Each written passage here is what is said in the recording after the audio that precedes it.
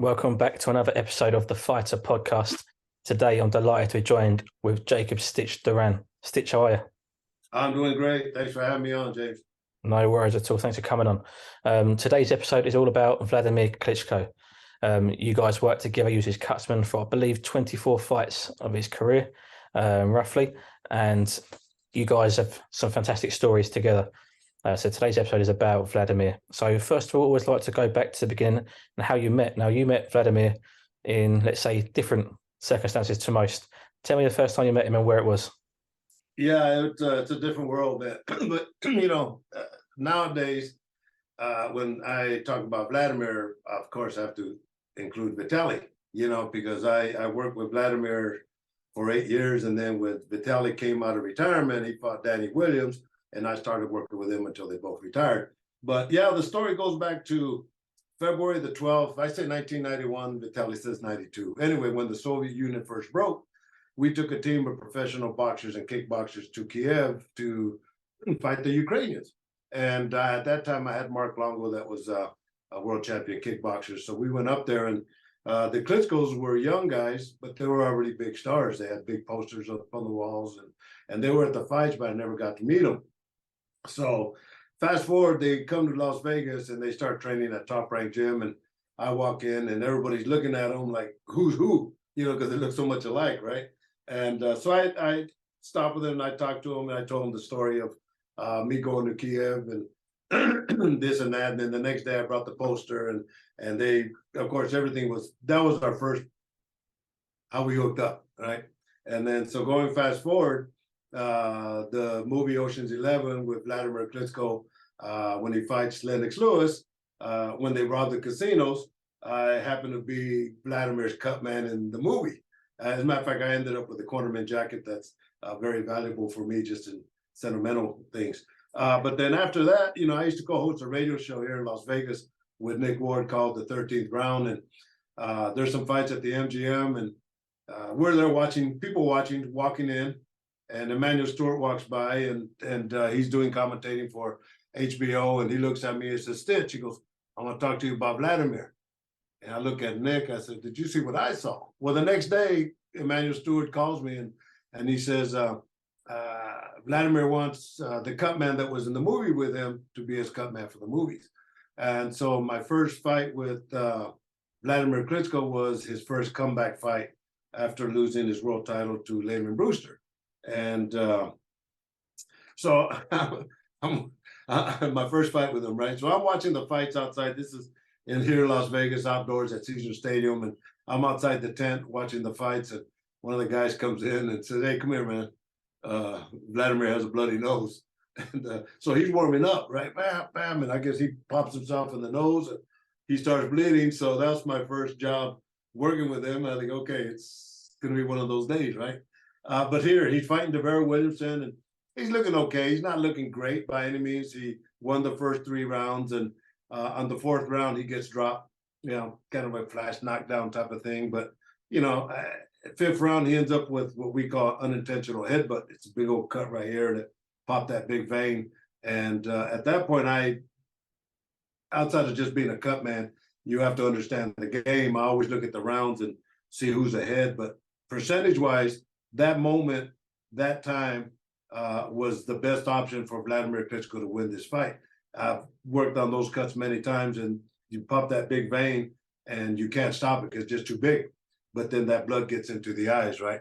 So as soon as he sits down, I whisper to him and Vitaly and Emmanuel Stewart's on the other side. I said, look, you got a back cut, you're winning the fight. I'm gonna have the doctor stop the fight. And Emmanuel didn't hear it because I whispered. And I don't think that the brothers knew what was going on, right? But the doctor comes, and I've worked with her many, many times in the UFC and, those type of cuts. And she knows my credibility. And she says, well, Stitch, what do you think? So I go like this and boop, I open up the cut and I say, that's pretty bad. Stop the fight. Went to the scorecards. He ended up winning the fight. And shortly after that became the world champion. Fantastic. So, thrown in straight into the deep end there, your first fight with Wladimir, plenty of work on your hands there. Yeah, but it was something I was accustomed to, working with the UFC and coming from a kickboxing background, cuts were were secondary for me, and I've worked on all kinds of different ones. So when that happened, I had to evaluate. Yeah, okay, I could let it go on. I know they'll let me work on it, but why put him in that position? You know, percentage wise, and I look at numbers every time I work fights. Percentage wise, that was the best time for him to have stopped the fight and go to the scorecards. And then the next day, the doctor called and she says, I spoke to the plastic surgeon. She goes, I called Wladimir and I called Emmanuel, and I'm calling you now because the plastic surgeon says it was a good thing that you stopped the cut when you did, because it was close to an optical nerve and it would have created double vision, you know, outside of blood getting in the eyes. So yeah, that was my first fight with Wladimir Klitschko. If I would have blew it, you probably wouldn't be talking to me right now. Talk to me a little bit about those decisions that you have to make as a cutsman. You know, these, as you say there, you know, this is vital to not only the fight, but also the fighter's career. Yeah, you know, my job is not to give instructions. My job is to basically maintain the fighter and give him every opportunity to win the fight, give him one more round. But I know the game, and they know that I know the game enough. And like I tell you guys, I don't say nothing, but when I do, there's a lot of truth to it, right? And there's been fights that I've stopped. Andre Duran, when he fought Jose Scarigi, was taking shots that were hitting him here and coming out here, the ones that give you long-term damage. And, you know, I asked him, I said, look, do you want to continue? And he says, no. And I stopped the fight. And it went, you know, next day he called me and thanked me because, you know, he said, and his wife called me and thanked me both because he just wasn't at the top of his game. So, yeah, makes a difference. We've spoken a few times about your relationship with Wladimir, and obviously, say you've known each other for about 30 years, worked together about 20 years, and over those years, you've developed a very, very special bond. You mentioned to me one time it was the Anthony Joshua fight, so Vladimir's last fight, and you know you treat him like a son, and you like family. Tell us this story that you've told me previously.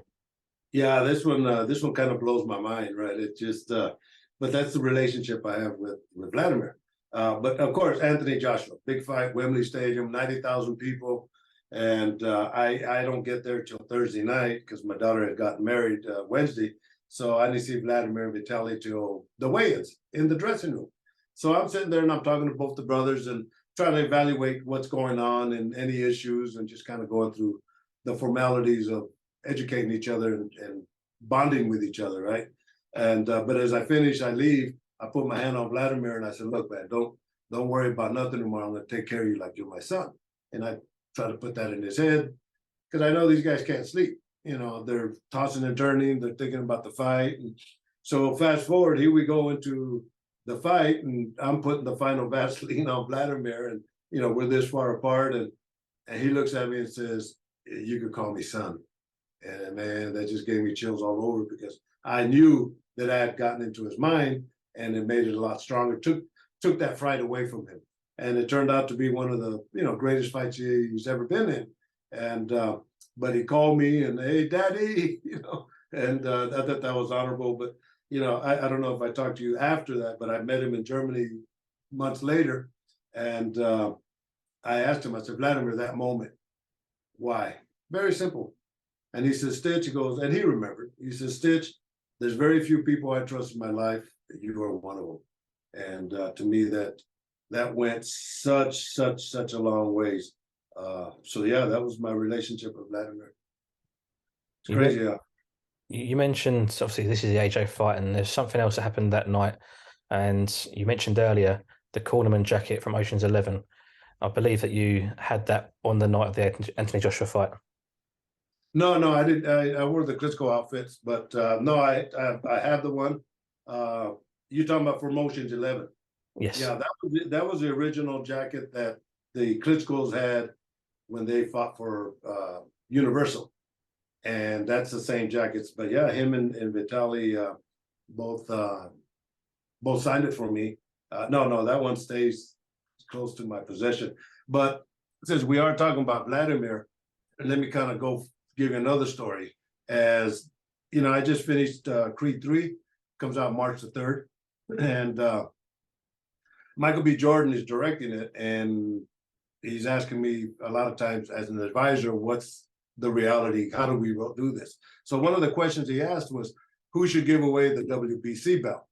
And I explained to him the story of Jose Suleiman, the president of WBC, the most prestigious belt, created the belt, and he passed away. His son Mauricio is now the president. So it should be given away by a Mexican man, a Mexican person, I should say, not man. Well, we're in Atlanta, and they have like 250 extras for the fight scenes. And there's a guy across the ring that has a tie on. And I spoke to him before. I said, that guy over there, have him give the belt away. So I put him in a nice position. So anyway, I'm fast forward, I'm going to Dallas. Earl Spencer's fighting Ugas. And I see Mauricio at the fights, at the weigh-ins. So I tell him the story, how I represented the belt and all that. And he says, hey, you know, both Wladimir and Vitaly were WBC champions. He said, well, let's take a picture. Let's send it to the brothers. So we did. So I'm going to let you listen to this. You're the first one on that side of the water that's going to be able to. Wladimir sent me a message that, well, I'll let you listen to it. I'll put it here. Let me see it. Yeah, it kind of blew me away. Still blows me away. Here we go. My two favorite men, especially Stitch, with whom I spent so much time talking, and he actually saved my career on a lot of different stages. If Stitch wouldn't be in my corner, I would not make the record of 12 years being a champion. So that's so great to see you both, and Stitch is the man. Pretty nice, huh? Fantastic. I almost brought tears to my eyes, man, because, you know, I look at them in the position that they're in right now, fighting Russia. And, you know, Vitaly, of course, the mayor, and you have Zelensky, the president. But Vladimir's kind of like the face, the spokesperson for the country. And, you know, just to be in the thick of the war and for him to mentally get his mind off of that and think about good things, to me, it meant so much. So also, I was going to show you this. This is the wrist wrap that I use, you know, where I put my swabs and everything. I had Cut Man for Hire supplies. They made it with the Klitschko color, so I've been wearing this for since the war began. So it's in honor of them. Fantastic. You mentioned the war. I wanted to come on to that, so I'll come on to it now. In terms of, obviously, you've known the two Klitschko brothers for a very long time, and what they're going through at the moment shows a lot about their character, the strength, their mindsets, etc.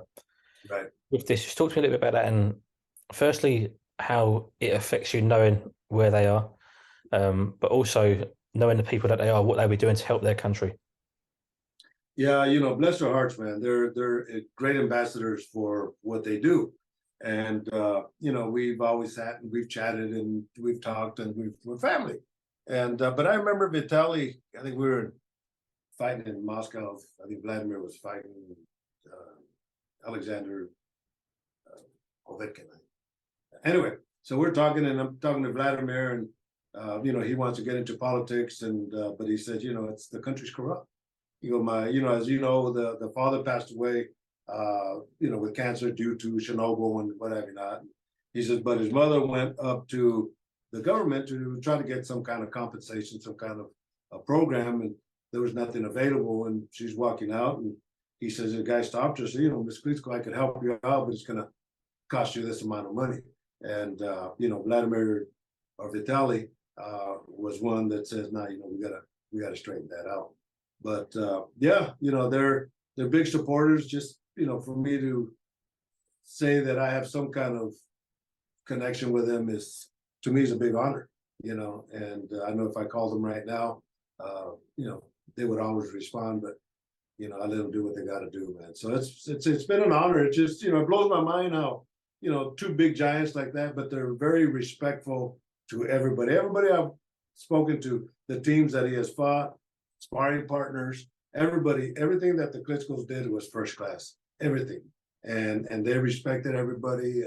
And, you know, they always stopped and signed pictures and or take pictures, sign autographs. And, you know, they always gave. And, but they, you know, Vitaly had still that Russian mentality, you know, very, I see Stitch, I love you. You know, you're always welcome to my house. You know, that was him. Wladimir is more of, you know, working with Emmanuel Stewart, more of the westernized and, you know, and this and that. And but both of them were mentally strong.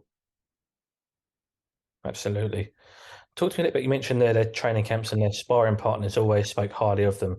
Anyone I spoke to who have been in camp with the Klitschkos, especially Wladimir, more recently, and everyone has always said it's the best training camp and the best sparring setup that they've ever been to.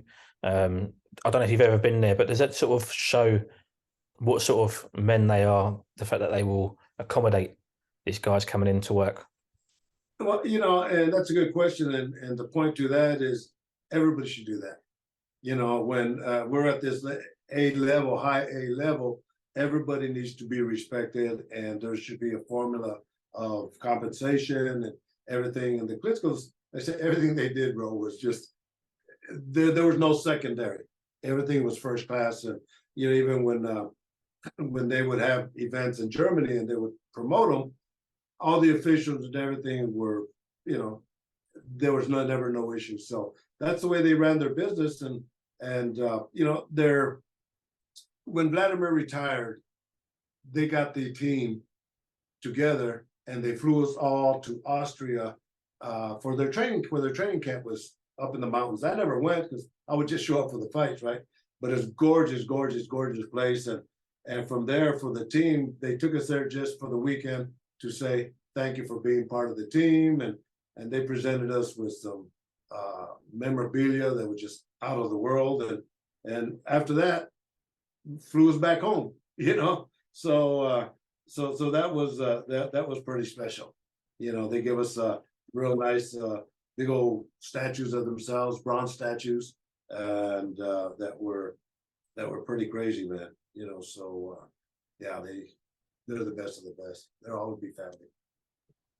I always like to ask my guests what the fighters are like.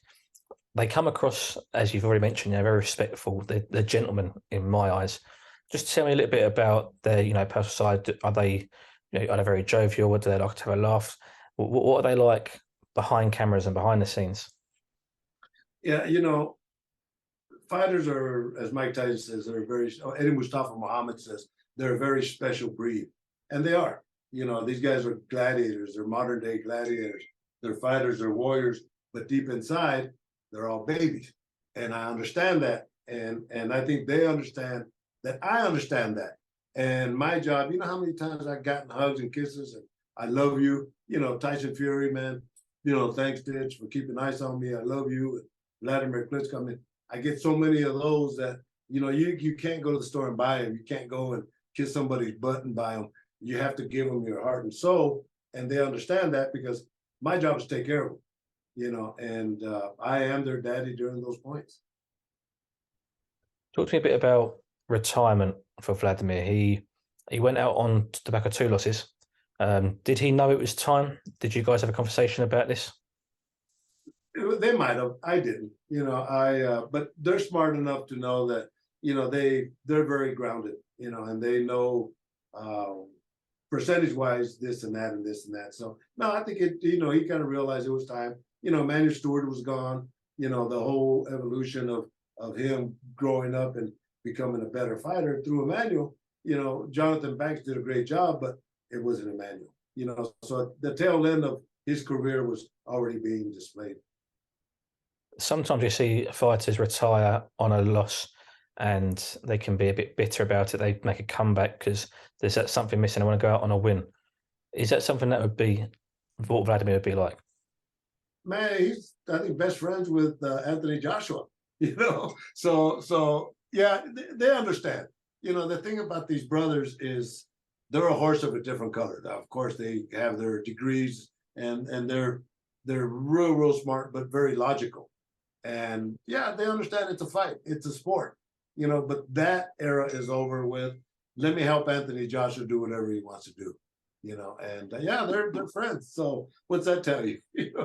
So it's fighters are, they're gladiators, but deep inside they're all humans also. No, definitely. Talk to me a little bit about we've mentioned a couple of your sort of favorite stories with the AJ and the family and the son, and then the voice note you've shown us there.